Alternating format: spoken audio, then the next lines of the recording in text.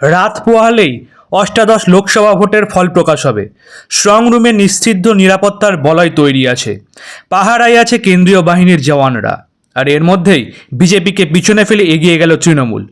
ভোটের ফল প্রকাশের আগে রাজ্যে জয়ী হলো ঘাসফুল শিবির, কিন্তু সত্যিটা কি উঠেছে প্রশ্ন।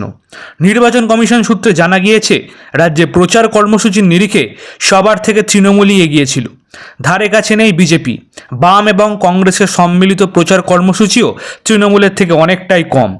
নির্বাচন কমিশনের সূত্রে পাওয়া খবরের ভিত্তিতে জানা গিয়েছে যে, বাংলায় কর্মসূচি করতে চেয়ে বিভিন্ন রাজনৈতিক দল এবং সংগঠনের তরফে 1,19,276 আবেদন জমা পড়ে। তার মধ্যে 95,000 আবেদনের অনুমতি দেওয়া হয়। এই 95,000 কর্মসূচির মধ্যে সবচেয়ে বেশি কর্মসূচি করেছে রাজ্যের শাসক দলই। কমিশনের হিসেব বলছে, প্রচার পর্বে তৃণমূল একাই 45,860টি প্রচার কর্মসূচি করেছে। দৈনিক হিসেবে তা গড়ে 611টি। সেই তুলনায় অনেকটাই পিছিয়ে বিজেপি। প্রচার পর্বে বিজেপি করেছে মোট 11,629টি কর্মসূচি। দৈনিক হিসেবে গড়ে 288টি।